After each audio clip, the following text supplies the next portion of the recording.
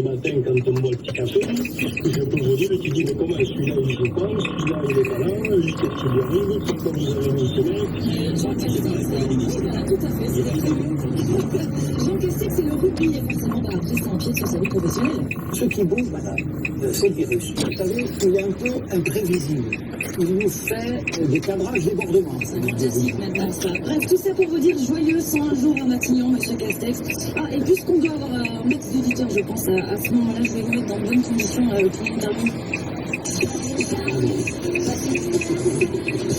Merci, on vous posera cette question évidemment sur le rugby, sur le stade Covid, ça il n'échappera pas. A-t-il enfin téléchargé cette application il avait dit à Salamé il y a quelques jours, si vous n'était pas encore le cas. Merci Olivier Lorraine, Anne-Laure Morin, la météo dans 30 secondes.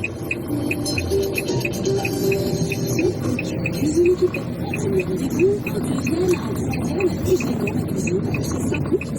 En un clic, je choisis mon jour et mon heure sur secours.com. Et là, en magasin, j'ai tout en un rendez-vous. Mon plan, mes vues 3D et mon visite année. Et ça, c'est ça. Cuisine occupée, 260 magasins en France.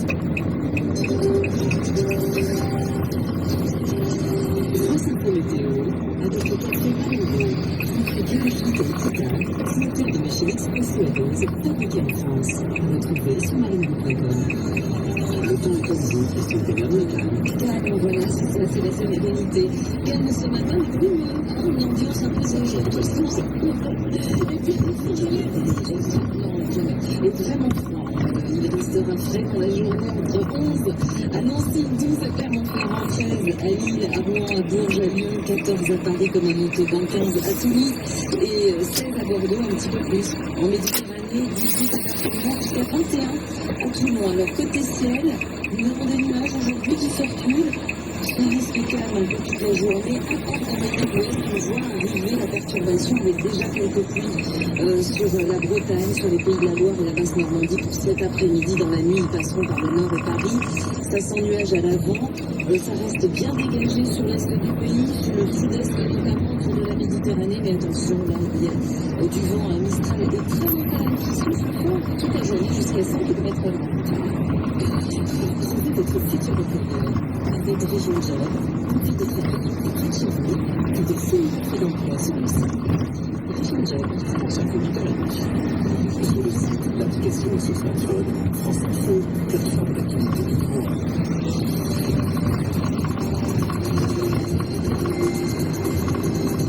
Dans quelques instants, Jean Castex, le Premier ministre, invité de France Info, d'abord le tour de l'actualité avec Lucie Martin. Leur demande était restée lettre morte pendant des mois. Les syndicats de police seront bien reçus par le chef de l'État, Emmanuel Macron, cette semaine, jeudi. Après l'attaque du commissariat de Champigny-sur-Marne, samedi soir, attaque à coups de mortier d'artifice. Le ministre de l'Intérieur veut mettre fin à la vente de ces engins pyrotechniques sur Internet. Il s'est rendu sur place hier soir pour l'annoncer. Mais le vice-président Les Républicains du Conseil régional d'Île-de-France, Frédéric Pechner, lui, veut aller plus loin et réclame un changement de méthode. Il l'a dit ce matin sur France Info. À aucun moment, finalement, ces policiers ont sorti leur armes, quelque soit pas forcément une arme d'État. En tout cas, on voit bien que le choix qui a été fait, c'est d'une part rester. Je pense que ce n'est pas admissible. Je pense que le ministre de la Justice, le gouvernement, le ministre de l'Intérieur doivent réfléchir à la possibilité d'utiliser des armes, létales ou non létales d'ailleurs, face à des agressions qui sont aussi violentes. La rue, elle est tenue par les voyous et elle est tenue par les policiers. Et moi, je pense que force doit rester à la loi. Le vice-président élu du Conseil régional d'Île-de-France, ancien directeur général de la police nationale, Frédéric Pechner, invité de Marc Fauvel ce matin, le ministre de l'Intérieur lui a annoncé également hier soir qu'il allait rencontrer les syndicats de police demain. Ils sont professionnels du cirque, autocaristes, VTC, forum, tous sont inquiets pour leur avenir et tous appellent à la mobilisation partout en France aujourd'hui, d'Arras à Marseille en passant par Bordeaux, Metz, Lyon et Vannes. Une manifestation des chauffeurs VTC est organisée devant le ministère de l'économie à 10h pour demander des mesures de soutien au gouvernement. À Paris, un rassemblement des forains se tient court de Vincennes. Un cortège partira ensuite vers le péage de Saint-Arnaud, mais il s'agit d'un dispositif allégé puisque les représentants de la profession ont obtenu d'être reçus à Bercy à 13h. 15 jours de plus pour Aix et Marseille, maintenus en alerte maximale face au Covid jusqu'au 27 octobre. Montpellier et Toulouse basculent à leur tour en zone écarlate dès ce soir minuit. Les rassemblements statiques de plus de 10 personnes sont interdits. Les bars priés de baisser le rideau pour au moins 2 semaines.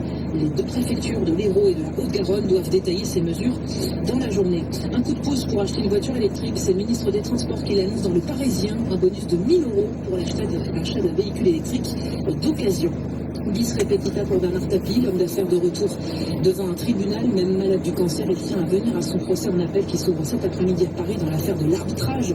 Lui ayant accordé plus de 400 millions d'euros en 2008. L'an dernier, le tribunal correctionnel de Paris avait prononcé une relaxe générale, mais le parquet avait fait appel. Rafael Nadal entre encore davantage dans l'histoire du tennis. L'Espagnol remporte son 13e Roland-Garros hier, un record. L'équipe de France de football, elle ne brille pas en Ligue des Nations de football. Match nul à 0 partout face au Portugal, tenant du titre hier soir au Stade de France. Et puis, 10 ans après le dernier sacre de Kobe Bryant, les Lakers se retrouvent des sommets de la NBA aux États-Unis. Le club de Los Angeles, club de basket, remporte son 17e titre, égalant le record de Boston après leur victoire donc hier en finale contre Miami. Restez avec nous tout de suite. L'invité exceptionnel de France Info, le Premier ministre Jean Castex, répond à Samia Braquilla et à Alix Savel.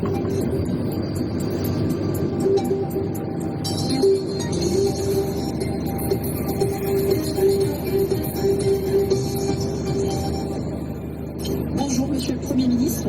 Bonjour Madame Braquilla. Voilà 100 jours que vous êtes à Matignon et vous avez 2 incendies à éteindre. La crise sanitaire d'un côté, avec l'épidémie qui reprend, et la crise économique de l'autre qui illustre largement question jusqu'à 9h10 pendant ces 40 minutes. Et avant de parler de ces deux urgences, d'abord l'actualité, Monsieur le Premier ministre, cette attaque ce week-end contre un commissariat de Champagne-sur-Marne près de Paris, des dizaines de personnes armées avec certaines de barres de fer qui tentent de pénétrer dans les locaux, des tirs de mortiers d'artifice. Il y a quelques jours, ce sont d'autres policiers, cette fois à l'Herblay, qui ont été sauvagement agressés.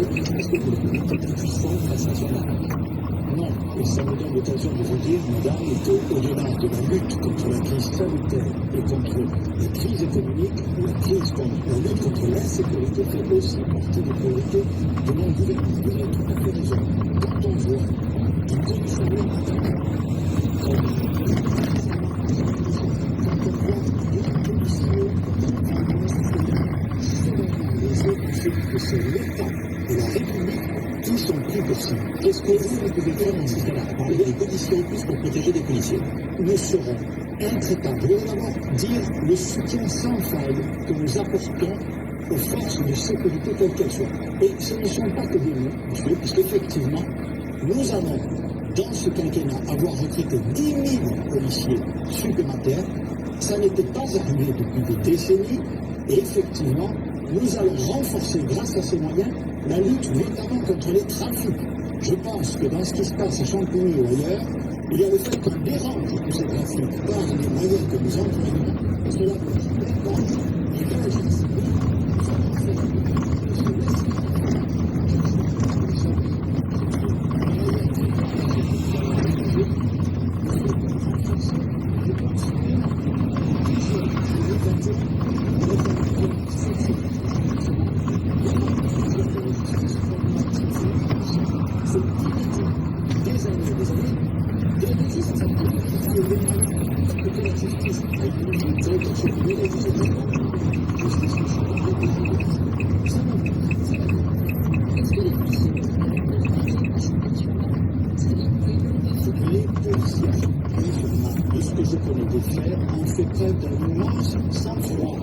Ils ont parfaitement agi et je les soutiens totalement, comme le ministre de l'Intérieur qui s'est rendu sur place hier soir. Le président de la République va rencontrer jeudi les syndicats de police. Gérald Darmanin, ce sera demain. Et vous alors? Moi je suis un appui apparemment, moi je leur donnerai les moyens nécessaires à leur action. Mais est-ce que vous allez les rencontrer? Je suis allé à la rencontre des policiers de plusieurs reprises, depuis ma prise de fonction, encore vendredi dernier. J'étais à Toulouse pour employer un nouvel outil, le contrat de sécurité intégré, à l'échelle de grandes métropoles, de grandes villes. Nous avons apporté 110 policiers supplémentaires à Toulouse. On va créer des quartiers de reconquête républicaine supplémentaires, c'est-à-dire des moyens adaptés dans ces quartiers. Ça l'était depuis 2 ans. Oui, mais il fait son travail. Ça suffit à protéger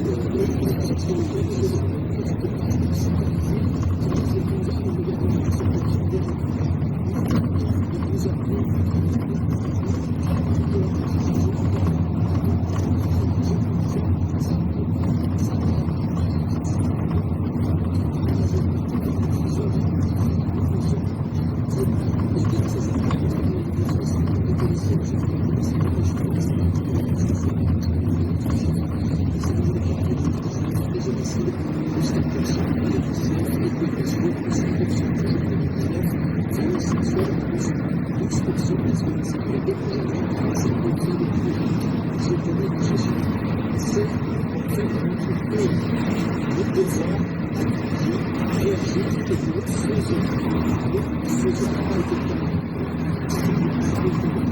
sauf que vous voyez bien en particulier que la période récente, notamment le confinement, a pu entraîner une recrudescence des jeunes activités avec les chiffres du ministère avant et les recrutements auxquels on a procédé, qui ont commencé bien au début mettent toujours un certain temps à se déployer.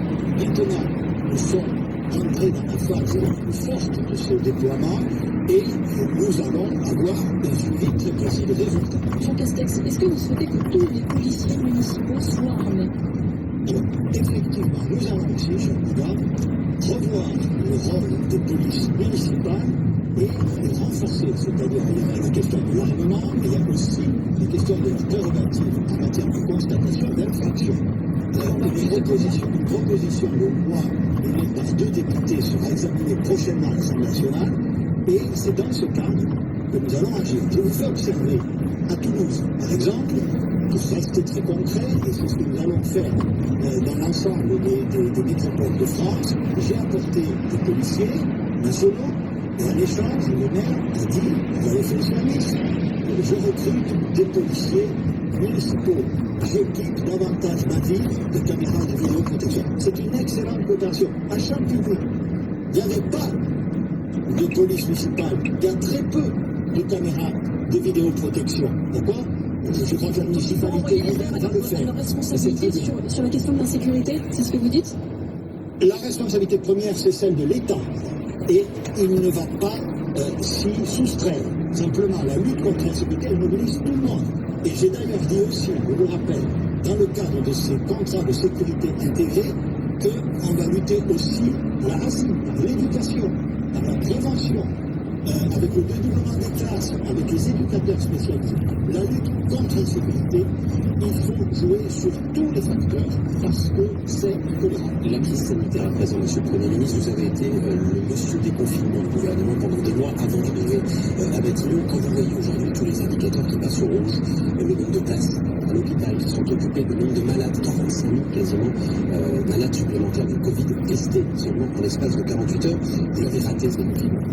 Je ne crois pas. Je pense que la réussite derrière, on l'a réussi. On ne pouvait pas. Ça, c'est un enseignement. Certains restaient confinés plus longtemps. Les conséquences d'un confinement absolu sont absolument dramatiques, notamment pour les jeunes d'entre nous et pour les conséquences sociales. Je suis quasiment d'accord là-dessus, mais est-ce que les moyens ont été accordés? Je pense par exemple à la politique de test aujourd'hui. Est-ce que ces moyens sont les bons? Les moyens accordés au déconfinement en France, de manière comparable, sont à peu près les mêmes que ceux qui ont été utilisés par l'ensemble des Alors, pays. est-ce que la méthode était la bonne? La preuve. Qu'est-ce qui s'est passé? Qu'est-ce qui s'est passé? En réalité, on a déconfiné, je pense, de façon efficace. Et puis, sont arrivées les vacances. Et nous avons, les Français ont collectivement considéré que c'était fini, que c'était derrière. Le gouvernement aussi a pensé ça aussi? Non, madame, je ne l'ai pas pensé. J'ai pris mes fonctions, je vous le rappelle, début juillet, tout à fait. J'ai pris 3 décrets pour généraliser les masques dans l'espace public, dans les commerces et ensuite dans les entreprises. Donc ce sont les Français qui sont lâchés trop tôt. Écoutez-moi, je n'ai cessé tout l'été d'appeler à la vigilance. Je n'ai quasiment pas pris de vacances au motif, je l'ai souvent employé cette formule, que le virus n'en prenait pas non plus. Donc oui, effectivement. Donc les Français ne vont pas assez écouter? Les Français, en tout cas, ont, pour une large part d'entre eux, et quelque part, je les comprends, mais ils ont été éprouvés par cette première phase du confinement, et ils ont considéré un peu trop vite, malgré les discours que nous tenions sur le fait qu'il faut vivre avec le virus, que ce virus avait disparu. Mais malheureusement, il était caché, mais il était toujours là. Et nous sommes dans une deuxième vague forte. Peut-être parce qu'au début de cette crise, on leur a dit un peu n'importe quoi aux Français, quand on leur a dit par exemple que le masque ne servait à rien. Non mais attendez, le masque ne Oui. sert à rien. On vous voit, pour ceux qui vous suivent à la télévision là, vous êtes masqué. Oui. Ce matin, pendant des mois, y compris au gouvernement, la porte-parole a dit ça ne sert à rien d'être masqué. Non mais, Vous comprenez peut-être que les Français aient du mal à suivre les consignes. en tout cas, sur le masque, convenez avec moi que ces consignes depuis plusieurs mois sont claires. Oui. Il faut Aujourd'hui. porter le masque. Aujourd'hui, mais elles l'étaient pendant l'été, elles l'étaient au mois de juin. Les consignes sur le masque portées par le grand public sont claires. Donc, aujourd'hui, ce que je veux dire à votre micro, c'est qu'effectivement, nous sommes dans une situation qui est difficile. Pas que la France, je pense, hein. Il y a la réalité de la deuxième vague est là. Et donc, j'appelle de façon extrêmement claire à ce que nous mobilisions toutes et tous pour faire face à cette deuxième vague. Il ne peut plus y avoir de relâche. Ça veut dire quoi? La force, monsieur, la force de cette épidémie, c'est qu'elle mobilise tout le monde. L'État doit prendre ses responsabilités. Vous le voyez bien, nous prenons des mesures et des mesures difficiles parce que c'est notre Est-ce responsabilité. qu'elles pourraient être encore plus difficiles, ces mesures, dans les jours à venir, sachant qu'une dizaine de villes et de départements sont classés en alerte maximale? Absolument. Vous avez vu que nous avons une stratégie claire qui consiste à avoir une riposte graduée et territorialisée à la crise. Parce que, là, oui, la situation n'est pas exactement la même dans tous les départements de France. Et effectivement, ce sont dans les grandes métropoles, il y en a aujourd'hui 9 qui sont classées, comme on l'a dit, en zone d'alerte maximale. J'ai dit à ces responsables de métropole avec lesquels nous travaillons, parce que là encore, ça ne peut pas être que l'État. C'est l'État, les collectivités et les citoyens. Et les citoyens de l'Union européenne. Je leur ai dit, madame, voilà, nous prenons des mesures en fonction de la situation épidémique. Nous les prenons pour une durée, ensemble, pour voir si elles sont efficaces. Ça, c'est la règle. Mais il y a une exception. Si, dans cette période de 15 jours, nous voyons que les indicateurs sanitaires se dégradent beaucoup, que les lits de réanimation se remplissent plus encore que prévu, nous pourrons effectivement prendre des mesures supplémentaires. Alors justement, quelles sont ces mesures supplémentaires qui sont prévues? Est-ce qu'on pourrait penser à des reconfinements localisés dans certaines villes ou dans certains quartiers? Alors, je réponds d'abord que le reconfinement général doit être par tout moyen évité. Encore une fois, c'est possible si nous y mettons tous. Ensuite, cette semaine, il y aura comme toutes les semaines un conseil de défense. Nous verrons quelles sont, en ce début de semaine, les données épidémiologiques pour voir s'il y a lieu d'aller plus loin. Je vous rappelle quand même que nous venons de classer Montpellier et Toulouse en zone d'alerte maximale. Donc, il faut voir ce que ça donne dans ces collectivités. C'est pas exclu. C'est pas exclu des reconfinements locaux. Monsieur, rien ne doit être exclu. Rien ne doit être exclu quand on voit la situation dans nos hôpitaux. Je voudrais dire juste une chose. Je parlais de consignes, de mesures. Encore faut-il que ces mesures soient respectées, soient appliquées. Quand je vois encore, par exemple, ce week-end, à Paris, dans la petite couronne, on a fait un certain nombre de contrôles, d'accord, environ 500. Et quand je vois encore que je crois 95 de ces contrôles ont donné lieu à des constatations d'infraction, Des contrôles dans les bars. dans les bars et restaurants, absolument, je me dis qu'il y a quelque chose qui ne va pas. Je veux dire à mes concitoyens, on ne fait pas ça pour les embêter, on fait ça pour les protéger. Et certes, il faut qu'ils écoutent les consignes du gouvernement, mais surtout, il faut qu'ils se disent que nul n'est immunisé face à la maladie. C'est un acte de solidarité avec les plus vulnérables, avec les plus âgés. C'est enfin, j'insiste, un acte de solidarité envers les soignants. Vous savez, ceux qu'on a applaudis au printemps, la meilleure façon de continuer à les applaudir aujourd'hui, parce qu'ils n'en peuvent plus, parce que les hôpitaux ne vont pas pouvoir déprogrammer des patients lourds Ça comme se il a passe été à déjà, la première phase. Vous commencez à déprogrammer dans les hôpitaux. Absolument, mais c'est très difficile, madame. Eh bien, il faut être solidaire. La meilleure façon d'être solidaire de ces soignants, madame, c'est de respecter les consignes simples. Moi, je peux réglementer dans les bars, monsieur, je peux réglementer dans l'espace public, encore faut-il que je l'applique. Je ne peux pas réglementer dans les espaces privés. Ce que j'allais vous demander, nos voisins britanniques, par exemple, ont mis en place une interdiction. On n'a pas le droit de se rassembler à plus de 6, y compris à la maison, y compris avec des amis, y compris avec la famille. Est-ce que vous envisagez de faire la même chose en France? ce n'est juridiquement pas possible. On est le pays des libertés publiques. Quand j'entends Demander aux Français de limiter le nombre de personnes qu'ils reçoivent, par exemple, pour les vacances qui débutent dans quelques jours. Quitte à ce que ce ne soit pas une interdiction. ce n'est pas que je pourrais leur demander, je le leur demande. Je le leur demande. Ils ne cessent de le faire. Il faut une limite à En combien? réalité, moi je ne peux pas réglementer les espaces privés dans notre droit positif, constitutionnel. Mais il y a quelqu'un qui peut réglementer l'espace privé. C'est le propriétaire, c'est le maître des lieux. On leur dit, écoutez, si on ne veut pas. En réalité, je pense qu'il faut dire à nos concitoyens que nous sommes engagés dans une affaire, dans une course d'endurance. Cette lutte contre la maladie, c'est ce qui s'est passé. Il y a eu le confinement, il y a eu le déconfinement, et on a pensé, à un certain nombre d'occasions, que c'était fini. Non, c'est pas fini. C'est une course d'endurance. Mais pour autant, c'est pas parce que c'est une course d'endurance, c'est pas parce que ça va durer, je pense, plusieurs mois encore, que on ne peut pas vaincre cette Par maladie. exemple, les dîners dans ce contexte, quand il n'est pas le Premier ministre en famille avec ses amis, il y a combien de personnes à table au maximum? Encore une fois, on ne peut pas faire une règle. Mais vous avez vu, on a mis 6 dans les restaurants. C'est pas ça. C'est le bon chiffre. 6 à table, y compris par exemple les retrouvailles qui auront lieu la semaine Un peu de prochaine bon pour les sens. vacances. Entre qu'est-ce qu'il faut éviter? Alors l'essentiel, on le voit bien, on dit les bars, etc. C'est quoi? C'est des personnes qui s'agglutinent les unes avec les autres, qui ne portent pas de masque, parce qu'effectivement, quand on boit un coup, ou quand on mange, puisque vous parlez des repas, c'est un peu difficile de porter un masque, dans des lieux clos.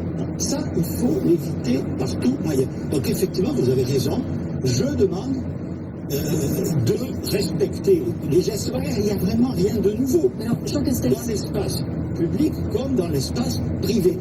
Alors, me dire c'est une dictature sanitaire. Enfin, restons raisonnables. Si chacun y met un peu du sien, on peut changer le cours. On des n'embrasse choses. plus ses enfants. On n'embrasse plus ses enfants, n'exagérons pas. Heureusement qu'on peut quand même embrasser ses enfants. Mais par exemple, je l'ai déjà dit, je me suis attiré quelques difficultés. Ben, je le répète, tant pis, je ne suis pas ici pour plaire. Effectivement, vous parliez des vacances, mais vacances ou on pas va voir vacances. papier et mamie ou pas pendant les vacances? Alors, ben, si on peut les voir, on peut les voir. Je ne vais pas vous dire qu'on peut pas voir papier et mamie, en fait, ce serait ridicule. Alors, comment on fait? Eh ben, on fait très attention. On fait très attention, on porte le masque au maximum, en tout cas s'agissant du papy, puisque vous savez que pour les petits-enfants, même le port du masque en dessous d'un certain âge est décommandé. On évite au maximum les contacts, on est très prudent. Enfin, je demande quand même rien de